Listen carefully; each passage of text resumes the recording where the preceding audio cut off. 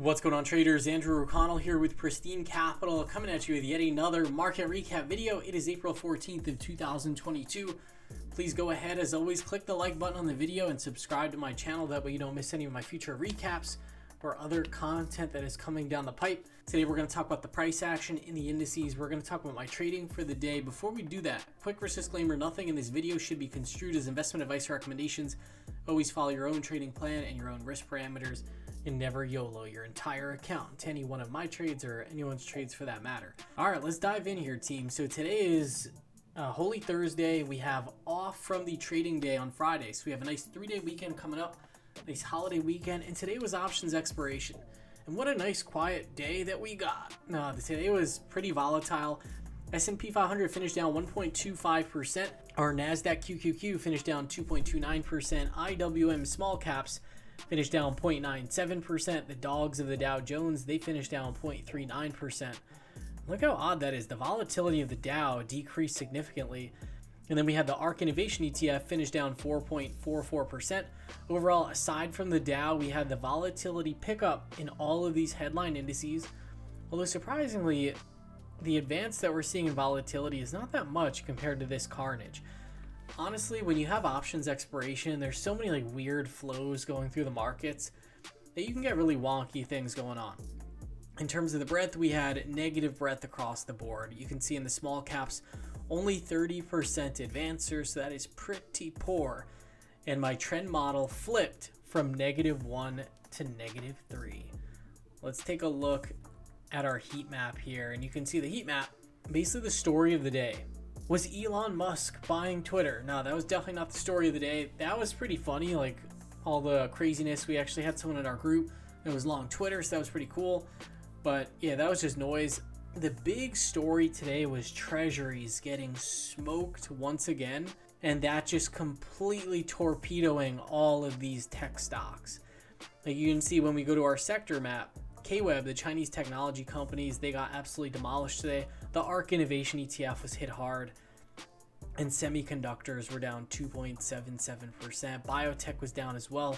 So a lot of the rate sensitive assets that finally got a bounce yesterday, they really just slipped back down towards the lows. On our style factor sheet, quality was down 1.12%. A lot of the mega cap tech names fall within this group. Momentum was down 1.86%, and high beta and growth were also down pretty close to 2%. So really just carnage across the board. Let's go to the scene of the crime, which was the Treasury market. This was very unsettling. So I came into the day knowing that the technical roadmap is not pointing higher, it's pointing lower. And so long as my trend model is negative, there's no edge in being aggressively long. These 10-year treasuries, I came into today, mild negative bias. Hey, if I get a rip, I'll sell into the rip, whatever. But I certainly did not expect this in the treasuries again. So the treasuries, the 10-year treasury futures gave back their entire 2-day bounce. Actually, maybe not all of it. We actually made a higher low today. Sometimes when I'm staring at stuff for so long, sometimes when I come in at the end of the day, I do see it a little bit differently. So I guess this isn't all that bad in the treasuries. But let's look at our, I guess it's bad that this thing can't really bounce, but it's not like it made a lower low. But these 30-year treasury futures, they actually did make a lower low. We were down 1.51% in a single day. That's a huge move. So you're not going to see tech stocks really strong or really buoyant when treasuries are getting killed. Even when we had this slight gap higher to flat trading in the morning, we took the opportunity. I added a hedge on and I closed out some longs. I added a short position. So today we were definitely pretty in sync with the market, which is good. S&P 500. Let's jump over to that. It's good. After a while, you just kind of realize I need to just stick with my process. We talked about this trend line from the other day that I drew on here. We met resistance right at that trend line. Look at this. We closed below the monthly value area high, and we closed below this 50-day simple moving average.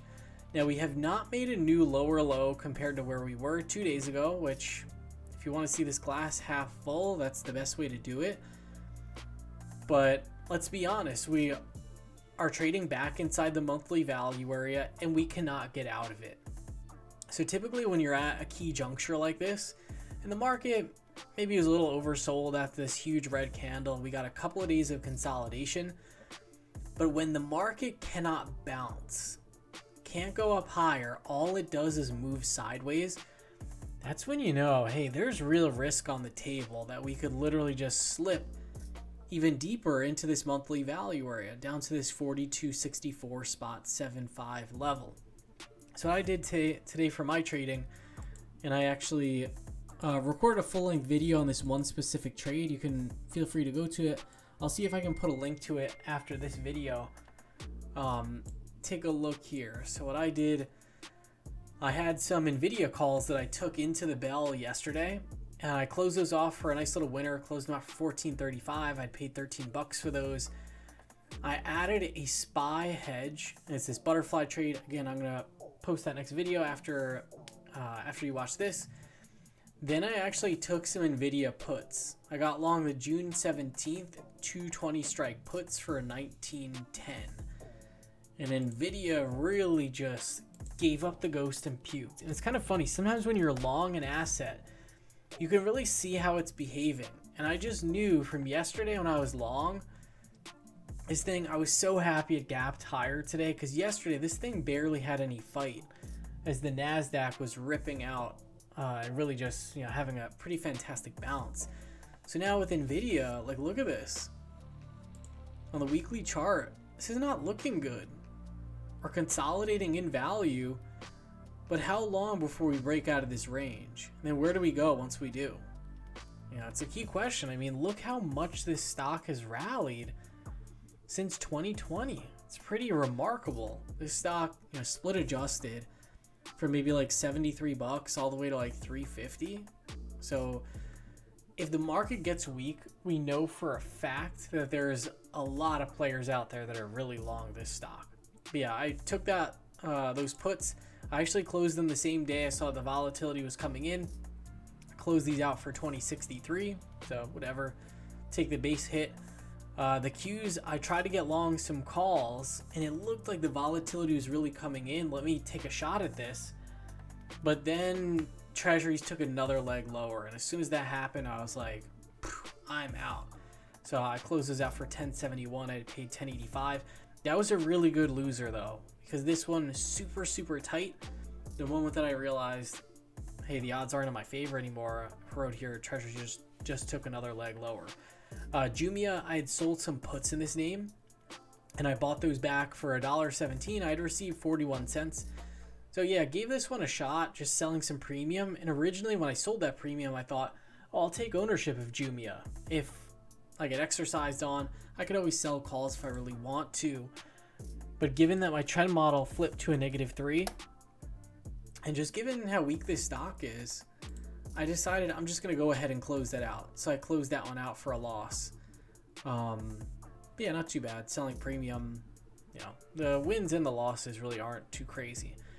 And then so I had Jumia, and then Upstart. This was another premium sale that I did. I sold these puts for 95 cents, and these expired worthless. I had sold the 80 strike puts. So yeah, I was pretty pumped about that. Hey, got a little base hit. Jumia and Upstart kind of like canceled each other out, but that's okay. So yeah, overall in this market, I'm just trying to make do with what I have. If I can do a little bit of scalping, you know, I'll do that. Other than that, I'm trying not to keep a lot of long exposures on. Like right now I'm in 72% cash. I have one hedge on. So yeah, I'm just trying to play small ball over here.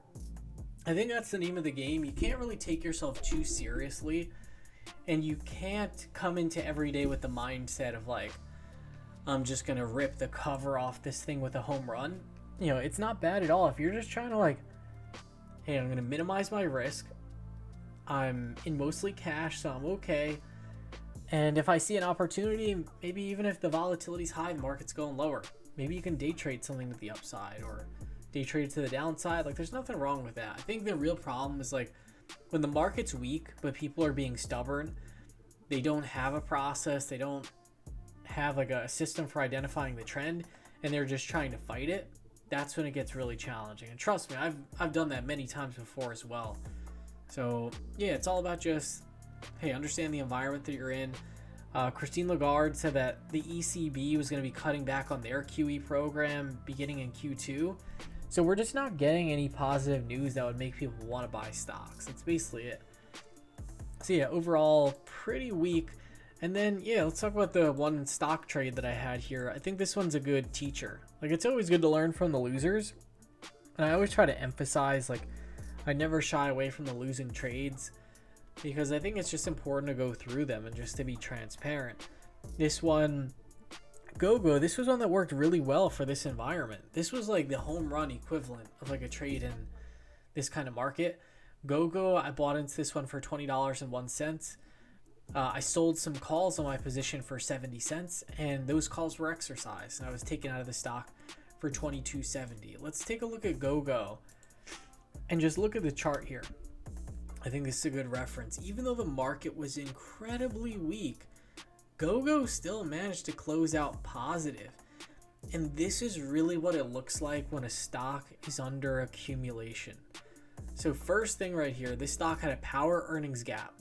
Imagine if you had seen this power earnings gap and you got long as soon as we broke above the high. That would be crazy. You could have been long this stock from, what is this, like $16 and change. That would be like a mega winner. So if you did that, that was like the first real buy point. You crushed it. But even if you didn't catch that buy point, like I caught a buy point up here somewhere in the 20s as this thing consolidated. And it still worked out really well. Yeah, I bought in on this candle on the 8th. And yeah, so it just goes to show, like, you know, you can go for those stocks that are in the downtrend, that are just down in the dumps, that, oh my gosh, this has to bounce back. But a lot of times it can be good to just look at which stocks are still really winning and really just try to focus on those. This was another thing too, is I followed my trading plan on this one to a T.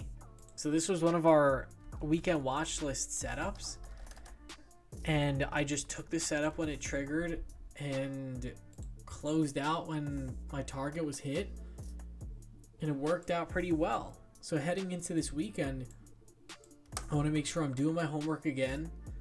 I'm putting together my weekend market analysis. I'm putting together my weekend watch list. And yeah, this was the original setup. And I just want to make sure I'm sticking with it, keeping things simple as the market gets a little bit more difficult. Now let's take a look here. What else do we got? So we went through my trades for today. Seasonality, we're in April and the market is not really rallying, and this is the strongest seasonality of the year. So I think it's another just yellow flag that should tell you, you know, it might not be the time to like hit the gas, because with all these stocks heading lower, that actually presents a really good future opportunity. So it's always important. Make sure you're staying optimistic out there. This is no reason to get like upset or down on yourself. Just minimize your exposure and, you know, you'll be okay. You'll be able to weather the storm. With that being said, that about does it for this market recap video. Hope you all had an awesome trading session today, and I'll see you all after we get through this weekend.